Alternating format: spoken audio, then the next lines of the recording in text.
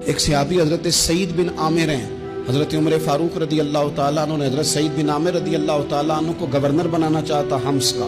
نے کہا میں نہیں بنتا. فرمایا مجھے تم لوگوں نے بنا دیا ہے، خود گورنریاں بھی قبول نہیں کرتے. چلے گئے حضرت سعید بن عامر، گورنر بن گئے، صوبے کے گورنر. مال غنیمت میں سے کچھ زیادہ مال مدینہ شریف میں جمع ہوا تو حضرت عمر نے مختلف صوبوں سے غریبوں کی لسٹیں منگوائیں. حضرت سعید بن عامر کے صوبے کے کچھ خاص لوگوں کو آپ نے لکھا کہ تمہارے صوبے میں جو غریب ہیں ان کی لسٹیں بھیج دو. تو جب لسٹ آئی تو اس میں پہلا نام حضرت سعید بن عامر کا بھی تھا. کہا ہمارے گورنر کے پاس پہننے کو کپڑا کوئی نہیں، کھانے کو روٹی کوئی نہیں. حضرت عمر بیٹھ کے رو پڑے. فرمایا تمہارا گورنر بھی مسکین ہے. اشرفیوں کی ایک تھیلی بھر کے حضرت عمر نے بھیجی. حضرت سعید بن عامر کے پاس جب گئی تو کہنے لگے انا للہ و انا الیہ راجعون. آپ کی اہلیہ کہنے لگی خیریت ہے؟ بدی مانس دیکھنا میرے پاس دنیا آ گئی ہے، میں نے تو جان چھڑائی تھی اس سے، کہ میرے پیچھے بھاگتی ہے. حضرت سعید بن عامر نے سارا مال وہیں اللہ کے حضور خیرات کر دیا. حضرت عمر ایک دفعہ دورے پہ آئے ان کے صوبے میں تو سب لوگوں کو جامع مسجد میں بلایا، حضرت سعید بن عامر کو بھی بلایا. ابن الجوزی لکھتے ہیں کہ حضرت عمر نے فرمایا لوگوں تمہیں اپنے گورنر سے کوئی شکایت تو نہیں؟ تو لوگوں نے کہا 4 شکایتیں. ایک تو ہمارے گورنر صاحب جب شروع میں آئے تھے تو فجر کی نماز کے بعد ہی آ کے لوگوں کے بیچ بیٹھ جاتے تھے. اب اشراق چاشت کے وقت آتے ہیں، سورج پورا طلوع ہو جاتا ہے تو حضرت سعید بن عامر رضی اللہ عنہ آتے ہیں. اور دوسری شکایت یہ ہے کہ صرف دن میں ملتے ہیں، رات کو ملتے ہی نہیں. اور تیسری شکایت یہ ہے کہ ہفتے میں ایک پورا دن ہوتا ہے ملاقات ہی نہیں کرتے. اور چوتھی شکایت یہ ہے کہ کبھی کبھی بیٹھے بیٹھے رونے لگتے ہیں اور بے ہوش ہی ہو جاتے ہیں.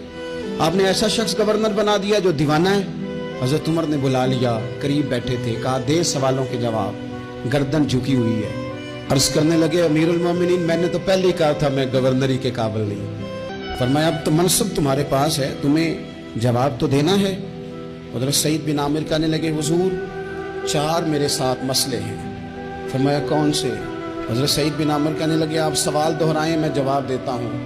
آپ نے فرمایا سعید لوگ کہتے ہیں پہلے تو سویرے آ جاتا تھا، اب تو اشراق چاشت کے وقت آتا ہے. گردن جھکائی، سناٹا چھا گیا محفل پہ. تھوڑی دیر کے بعد سر اٹھایا تو داڑھی پہ آنسو گر رہے تھے. فرمانے لگے حضور میرے گھر میں خادم کوئی نہیں، بیوی بیمار ہو گئی ہے. میں نہ سویرے اٹھتا ہوں، آٹا گوندتا ہوں، روٹیاں پکاتا ہوں، گھر میں جھاڑو دیتا ہوں، باہر آنے میں دیر ہو جاتی. پہلے جواب پر ہی لوگ رونے لگے، آنسو نکلنے لگے. حضرت عمر رضی اللہ تعالیٰ عنہ بھی روئے. پھر فرمایا کہ سعید تو دن کو ملتا ہے تو رات کو کیوں نہیں ملتا؟ اپنی داڑھی پکڑ لی. کہنے لگے عمر ساری سفید ہو گئی ہے، اب تو لگتا ہے پھل پک گیا ہے، پتہ نہیں وہ کب مجھے کہے گا واپس آ جا.